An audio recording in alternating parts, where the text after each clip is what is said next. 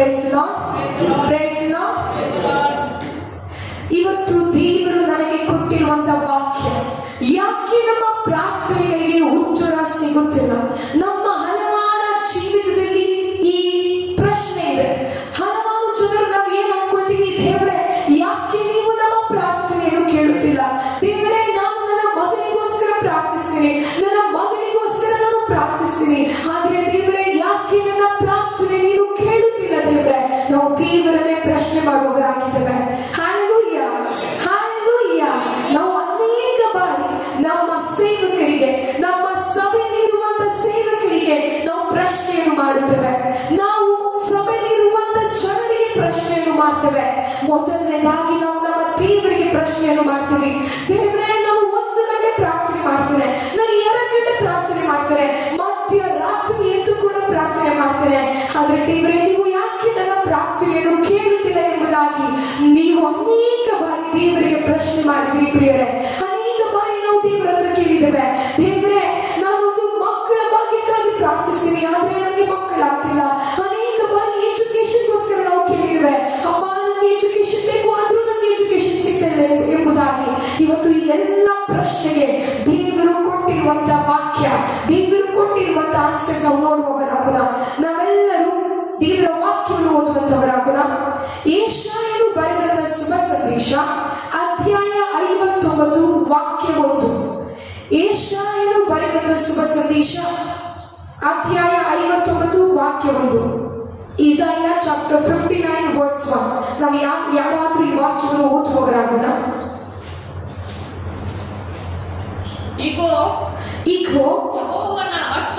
ಯೆಹೋವನ ಹಸ್ತವು ರಕ್ಷಿಸಲಾರದಂತೆ ಮೋಟುಗೈಯಲ್ಲ. Hallelujah, hallelujah. ವಾಕ್ಯವೇ ಹೇಳುವಂತದಾಗಿದೆ ಪ್ರಿಯರೇ, ಯೆಹೋವನು ನೀವು ಪ್ರಾರ್ಥಿಸುವಂತ ಸಮಯದಲ್ಲಿ ಆತನು ನಿಮ್ಮನ್ನು ರಕ್ಷಿಸಲಾರದಂತೆ ಆತನ ಹಸ್ತವು ಮೋಟುಗೈಯಲ್ಲ. Amen, hallelujah. ನೆಕ್ಸ್ಟ್ ಓದುವವರಾಗೋಣ. ಆತನ ಕಿವಿಯು ಕೇಳಲಾರದ ಹಾಗೆ ಕಿವುಡಲ್ಲ. Amen, hallelujah. ಅನೇಕ ಬಾರಿ ನಾವು ಪ್ರಶ್ನೆಯನ್ನು ಕೇಳಿದ್ದೇವಲ್ವಾ, ಆದ್ರೆ ಇವತ್ತು ದೇವರ ವಾಕ್ಯ ಹೇಳುವಂತದ್ದಾಗಿದೆ, ಆತನ ಕಿವಿಯು ಕೇಳಲಾರದ ಹಾಗೆ ಕಿವುಡಲ್ಲ. ಆತನು ನಮ್ಮ ಪ್ರಾರ್ಥನೆಯನ್ನು ಕೇಳದಂತೆ ಆತನು ಕಿವುಡಲ್ಲ. ಆದ್ರೂ ನಮ್ಮ ಪ್ರಾರ್ಥನೆಗಳಿಗೆ ಯಾಕೆ ಉತ್ತರ ಸಿಗ್ತಿಲ್ಲ ಎಂಬುದಾಗಿ ಈ ಸಮಯದಲ್ಲಿ ನಾವು ನೋಡುವಂತವರಾಗೋಣ. ಮುಂದೆ ಓದುವವರಾಗೋಣ. ಆದರೆ ನಿಮ್ಮ ಅಪರಾಧಗಳೇ ನಿಮ್ಮ ದೇವರಿಂದ ನಿಮ್ಮನ್ನು ಅಗಲಿಸುತ್ತಾ ಬಂದಿವೆ. Hallelujah, hallelujah. ಅನೇಕ ಬಾರಿ ನಾವು ಏನ್ ಮಾಡ್ತೀವಿ, ದೇವರಿಗೆ ಪ್ರಶ್ನೆ ಮಾಡ್ತೀವಿ, ಸಭಾ ಸೇವಕರಿಗೆ ಪ್ರಶ್ನೆ ಮಾಡ್ತೀವಿ. ನೀವಿಷ್ಟು ಸಾರಿ ನನಗೋಸ್ಕರ ಪ್ರಾರ್ಥಿಸಿದ್ದೀರಿ, ನಾವು ಮಧ್ಯರಾತ್ರಿ ಎದ್ದು ನಾನು ಪ್ರಾರ್ಥಿಸಿದ್ದೇನೆ, ನಾವು ಅನೇಕ ಬಾರಿ 1 ಗಂಟೆ 2 ಗಂಟೆ 3 ಗಂಟೆ ನಾನು ಪ್ರಾರ್ಥಿಸಿದ್ದೀನಿ, ನೈಟ್ ವಿಜಿಲ್ ಅನ್ನು ನಾನು ಅಟೆಂಡ್ ಮಾಡಿದ್ದೀನಿ, ಆದ್ರೂ ಯಾಕೆ ನನ್ನ ಪ್ರಾರ್ಥನೆ ದೇವರೇ ನೀವು ಕೇಳ್ತಿಲ್ಲ ಎಂಬುದಾಗಿ ನಾವು ದೇವರಿಗೆ ಪ್ರಶ್ನೆಯನ್ನು ಕೇಳಿದ್ದೇವೆ ಪ್ರಿಯರೇ. ಆದ್ರೆ ಇವತ್ತು ವಾಕ್ಯ ಹೇಳುವಂತದ್ದಾಗಿದೆ, ದೇವರ ಹಸ್ತವು ರಕ್ಷಿಸಲಾರದಂತೆ ಮೋಟುಗೈಯಲ್ಲ, ಆತನ ಕಿವಿಯೂ ಕೂಡ ನಮ್ಮ ಪ್ರಾರ್ಥನೆಯನ್ನು ಕೇಳಲಾರದ ಹಾಗೆ ಕಿವುಡಲ್ಲ. ಆದ್ರೆ ಯಾವುದು ನಮ್ಮದಾಗೂ ದೇವರ ಮಧ್ಯದಲ್ಲಿ ನಮಗೆ ಅಡ್ಡವಾಗಿ ನಿಂತಿದೆ, ನಮ್ಮ ಪಾಪಗಳೇ. Hallelujah, hallelujah. ನಾವು ದೇವರಿಗೆ ಪ್ರಶ್ನೆ ಮಾಡ್ತೀವಿ, ನಾವು ಸಭಾ ಸೇವಕರಿಗೆ ಪ್ರಶ್ನೆ ಮಾಡಿ ಸಭೆಯನ್ನು ಬಿಟ್ಟು ಹೋಗ್ತೀವಿ. ಆದ್ರೆ ವಾಕ್ಯ ಹೇಳುವಂತದ್ದಾಗಿದೆ ಪ್ರಿಯರೇ, ದೇವರು ಪ್ರಾರ್ಥನೆಯನ್ನು ಕೇಳುತ್ತಾರೆ, ಆದ್ರೆ ನಮ್ಮ ಪಾಪಗಳೇ ನಮ್ಮ ಹಾಗೂ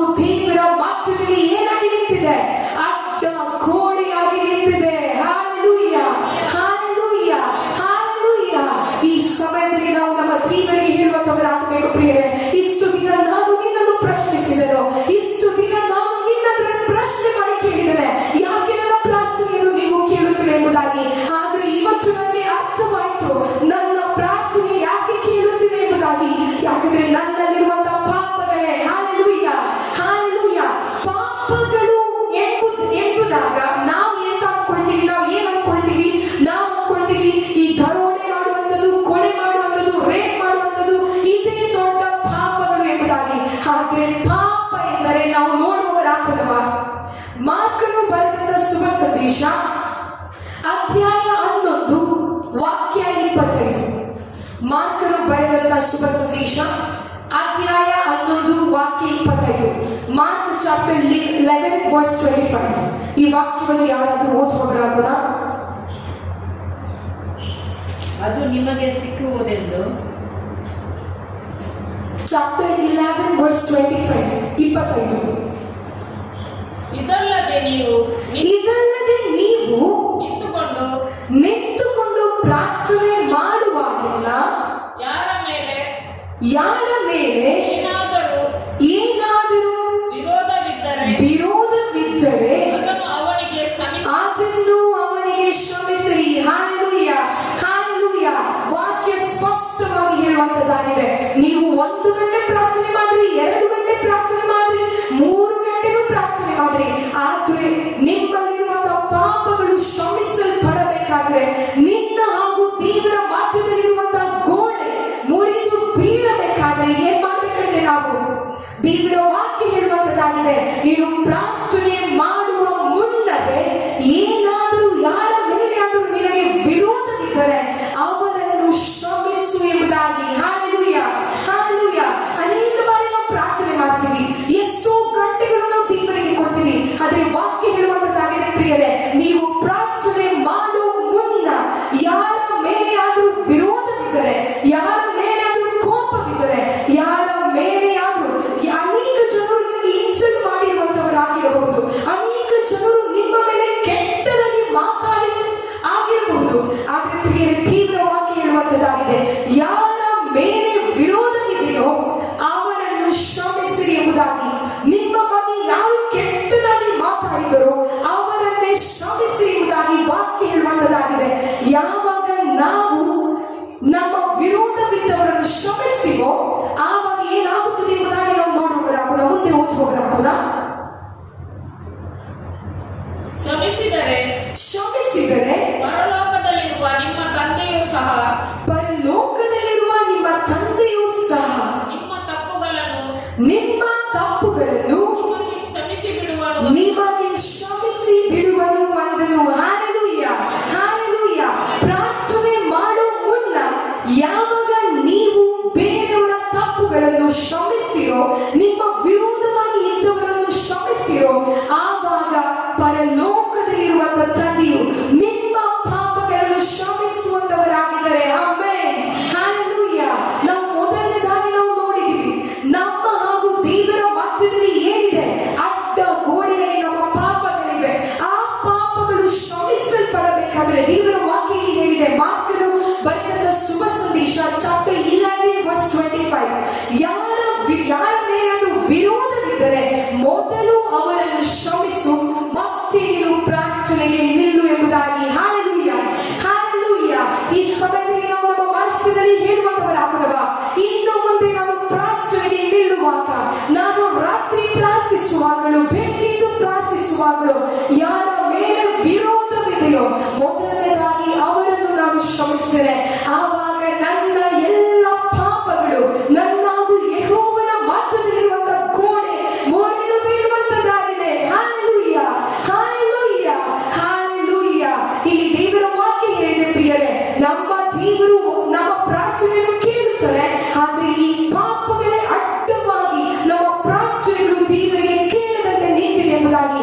ಈ ಪಾಪಗಳ ಗೋಡೆ ಮುರಿದು ಬೀಳ್ಬೇಕಾದ್ರೆ ಈ ಮಾರ್ಕನು ಬರೆದ ಶುಭ ಸಂದೇಶದಲ್ಲಿ ಹೇಳಿದೆ, ನಿಮ್ಮ ವಿರೋಧ ಇದ್ದವರನ್ನು ನೀವು ಶ್ರಮಿಸಬೇಕು ಎಂಬುದಾಗಿ. ಹಾಲೆಲೂಯ. ಇನ್ನೊಂದು ವಾಕ್ಯವನ್ನು ನಾವು ನೋಡುವವರಾಗೋಣ. ಮತ್ತಾಯನು ಬರೆದ ಶುಭ ಸಂದೇಶ ಅಧ್ಯಾಯ 6 ವಾಕ್ಯ 14. ಮತ್ತಾಯನು ಬರೆದ ಶುಭ ಸಂದೇಶ ಅಧ್ಯಾಯ 6 ವಾಕ್ಯ 14. ನೀವು ಜನರ ತಪ್ಪುಗಳನ್ನು ಕ್ಷಮಿಸಿದರೆ ಪರಲೋಕದಲ್ಲಿರುವ ನಿಮ್ಮ ತಂದೆಯು ನಿಮ್ಮ ತಪ್ಪುಗಳನ್ನು ಕ್ಷಮಿಸುವನು. Hallelujah, hallelujah. ಯಾವಾಗ ನಾವು ಪರರ ತಪ್ಪುಗಳನ್ನು ಕ್ಷಮಿಸ್ತೀವೋ ಆವಾಗ ನನ್ನಗೂ ನನ್ನ ಯೆಹೋವನ ಮಧ್ಯದಲ್ಲಿರುವಂತಹ ಗೋಡೆ ಎಂಬ ಆ ಪಾಪವು ಮುರಿದು ಬೀಳುವಂತದ್ದಾಗಿದೆ. Amen, hallelujah.